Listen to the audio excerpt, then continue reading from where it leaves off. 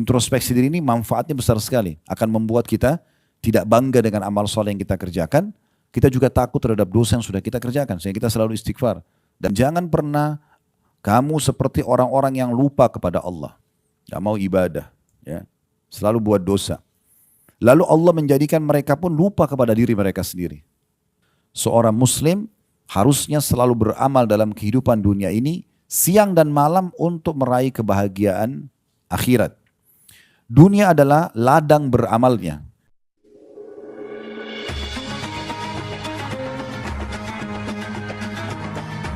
Yang subscribe, semoga hidup kaya raya, mati masuk surga. Di ayat 19-nya, وَلَا تَكُونُوا كَالَّذِينَ نَسُوا اللَّهَ فَأَنْسَاهُمْ أَنْفُسَهُمْ أُولَئِكَ هُمُ الْفَاسِقُونَ. Dan jangan pernah kamu seperti orang-orang yang lupa kepada Allah. Gak mau ibadah. Ya. Selalu buat dosa. Lalu Allah menjadikan mereka pun lupa kepada diri mereka sendiri. Mereka lupa umurnya, lupa ibadahnya dan segala macam. Mereka itulah orang-orang yang fasik, kata Allah. Ya. Muhasabah ini teman-teman sekalian, memang bagian daripada rangkaian agama kita. Umar bin Khattab punya statement yang menarik dalam masalah ini. Beliau mengatakan, hasibu anfusakum qabla an tuhasabu. Selalu introspeksi diri kalian, hisab diri kalian sebelum kalian dihisab. Sebelum kalian dihisab, ya. Lalu beliau mengatakan itu akan memudahkan hisab kalian nanti. Jadi kalau kita di dunia ini selalu muhasabah, oh tadi sholat saya kualitasnya bagus gak sih? Nanti saya coba naikkan, tingkatkan kualitasnya misalnya. Ya. Tadi perbuatan dosa, kayaknya saya harus segera taubat nih. Nah, introspeksi seperti ini akan memudahkan hisab kita di akhirat. Karena kita di dunia sudah hisab duluan. Selalu kita berusaha tingkatkan kualitas daripada ibadah kita dan selalu kita segera meninggalkan pelanggaran yang kita lakukan. Lalu beliau mengatakan, dan timbanglah amal kalian sebelum ditimbang kelak. Ingatlah keadaan yang genting pada hari kiamat nanti. Sebagaimana Allah gambarkan dalam surah Al-Haqqah ayat 18 kata beliau. Yauma idzin tu'raduna la takhfa minkum khafiyah.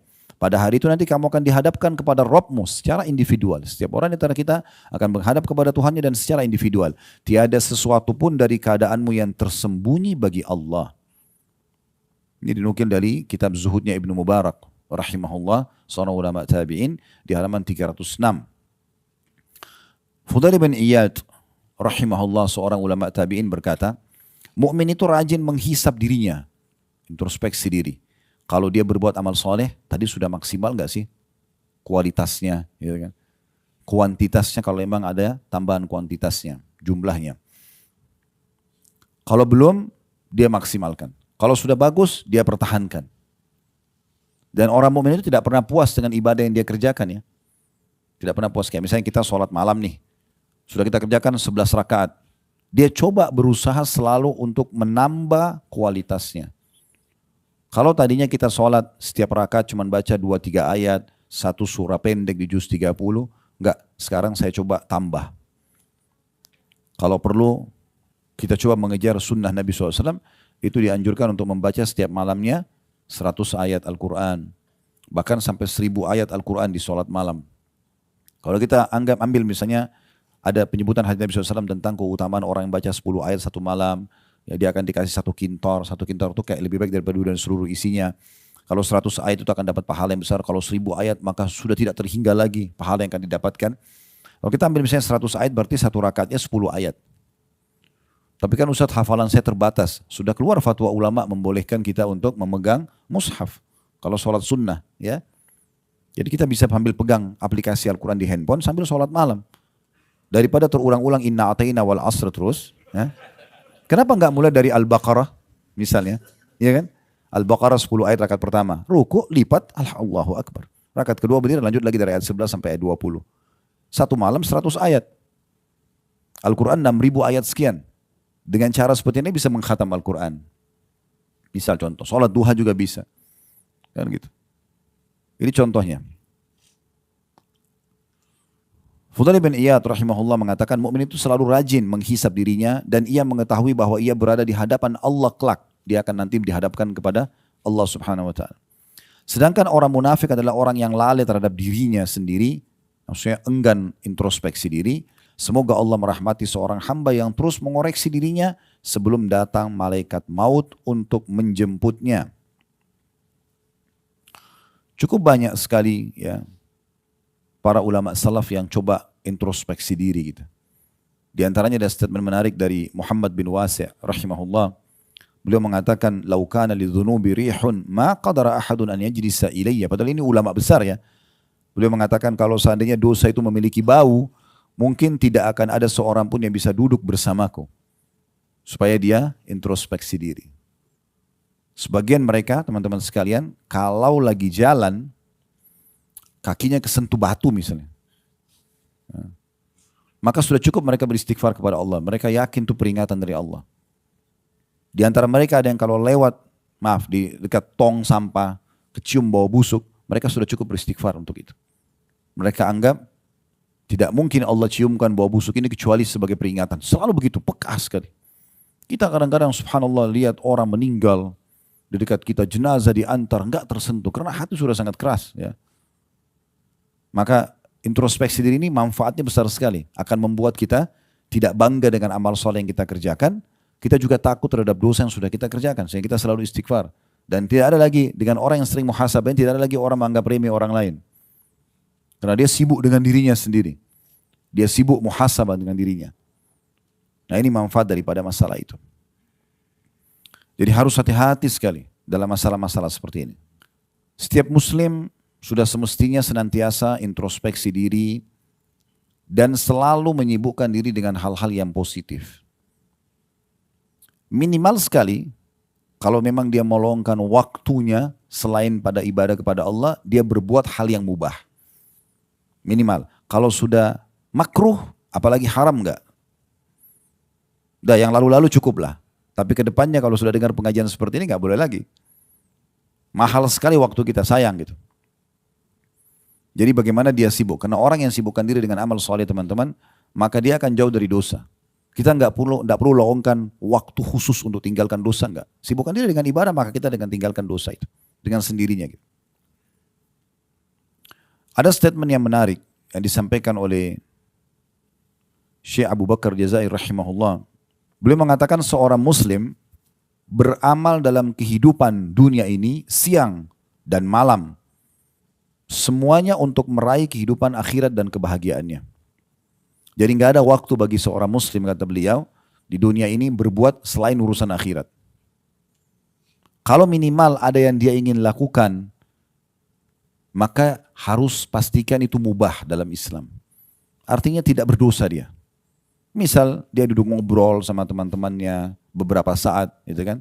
Nggak ada masalah, mubah. Bahkan seorang muslim bisa mengemas sesuatu yang mubah menjadi sunnah sehingga dia raih pahala. Contoh, makan, minum, tidur, ya, mandi, kan mubah semua itu. Ini bisa hanya dengan niat seorang muslim menjadikannya sebagai sunnah. Misal dia makan dan minum niat untuk memberikan hak tubuhnya. Karena sang pencipta Allah yang menciptakan kita dan menciptakan rasa lapar dan haus kita sebagai isyarat kalau tubuh butuh nutrisi dan butuh cairan. Kalau kita hanya makan dan minum karena lapar nih, haus misalnya, sebatas itu mubah. Tapi kalau kita niat, ini peringatan dari Allah supaya saya berikan hak jasad saya. Berubah dari mubah menjadi sunnah. Mandi misalnya.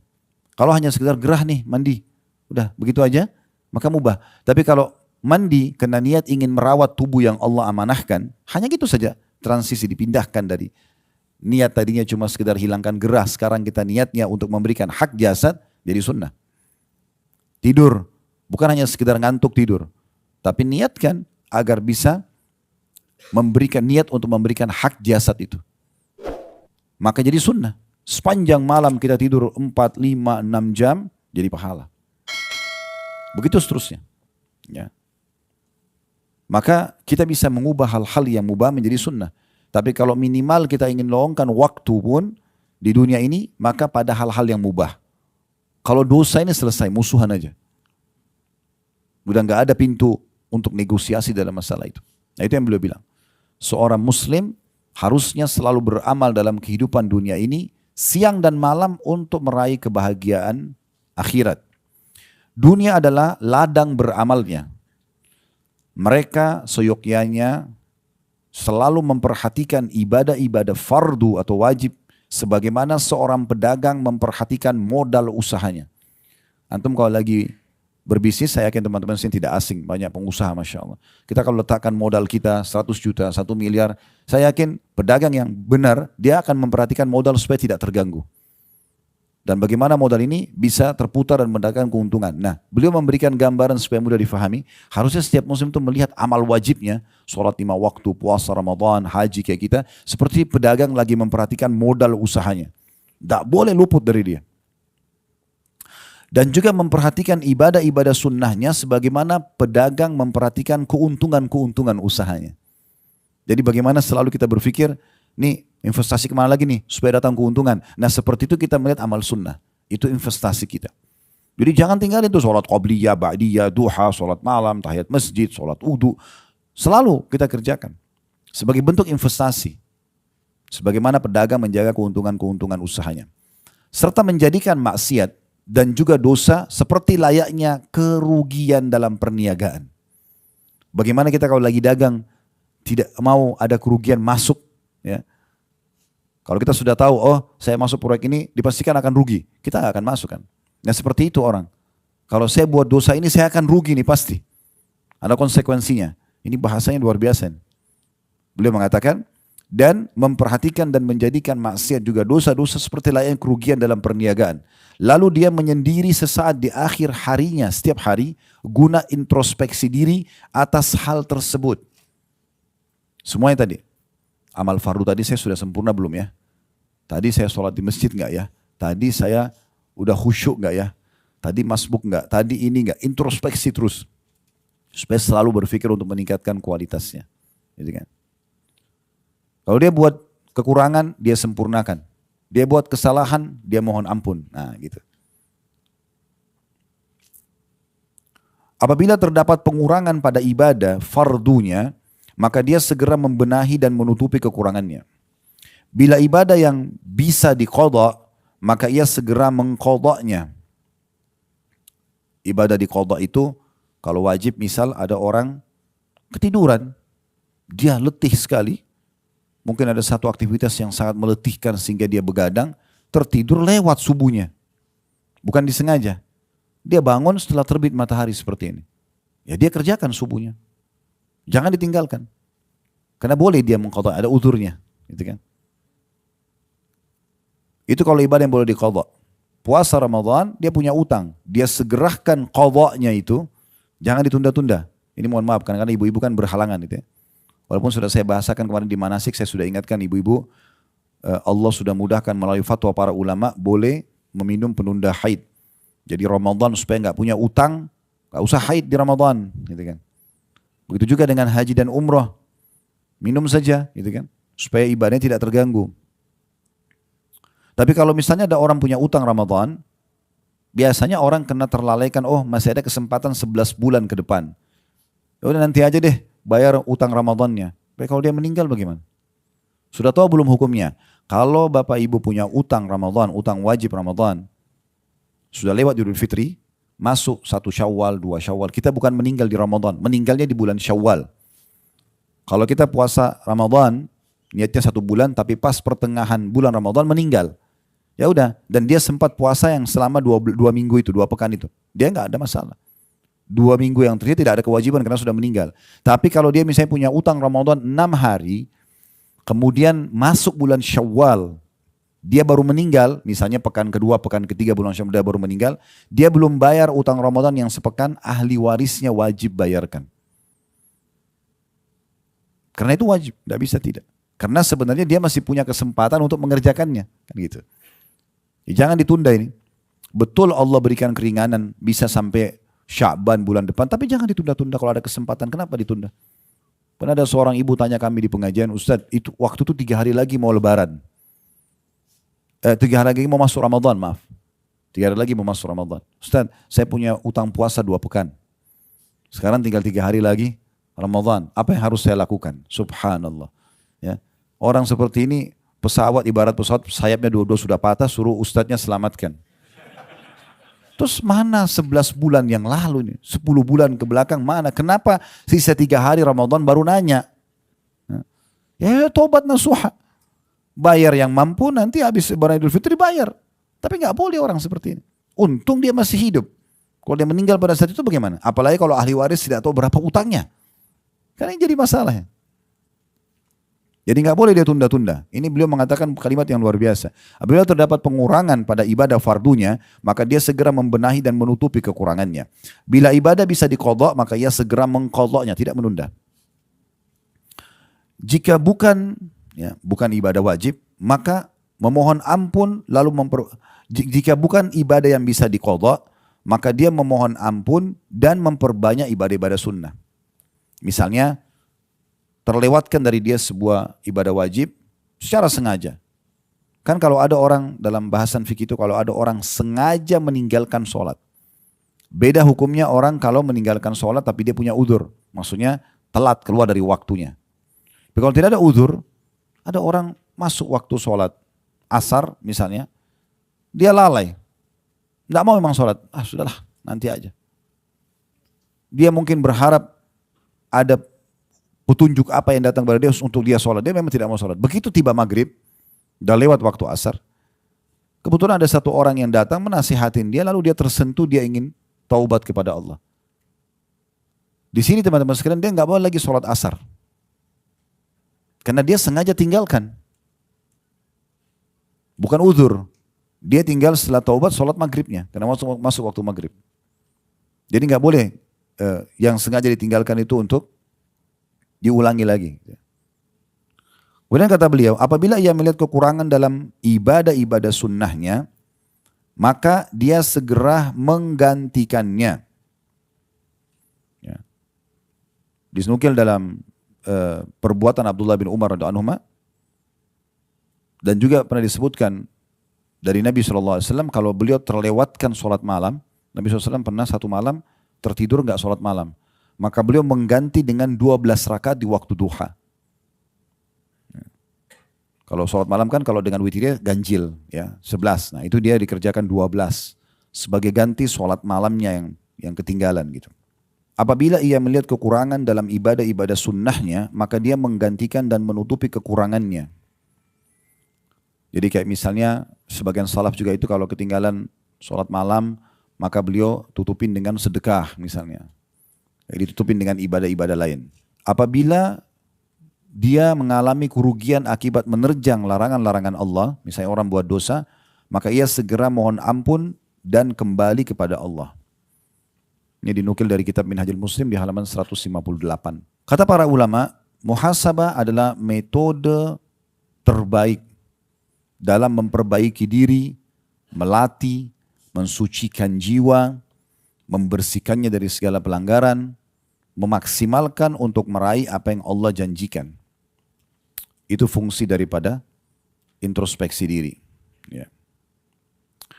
Umar bin Khattab berkata, bila malam hari, ini Umar melakukan sebagai bentuk introspeksi diri ya. Kalau tiba malam hari, beliau punya tongkat, biasa beliau pakai jalan gitu ya.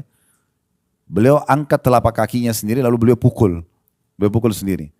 Sambil beliau mengatakan, ya, apa yang telah engkau lakukan hari ini. Jadi maksudnya dia sendiri sebagai bahan introspeksi dirinya, dia mengatakan apa yang telah engkau lakukan pada hari ini. Dari riwayat lain dan riwayat lain, beliau kalau tidur, Umar bin Khattab kalau tidur, beliau letakkan bejana air di sebelah ranjangnya. Sambil tidur, telapak tangannya berada di atas bejana itu. Kalau tangannya kesentuh bejana lalu dia bangun, udah dia bangun, tidak tidur lagi sampai subuh sholat. Abu Talha radhiyallahu anhu, seorang sahabat Nabi yang lain, terkenal dengan kebun kurmanya yang sangat banyak, orangnya kaya raya. Satu waktu pada saat akan panen, buah kurmanya sangat banyak, melimpah dan ranum sekali gitu, dia tertarik dengan itu. Maka dia pun akhirnya luput dari zikir kepada Allah. Ya.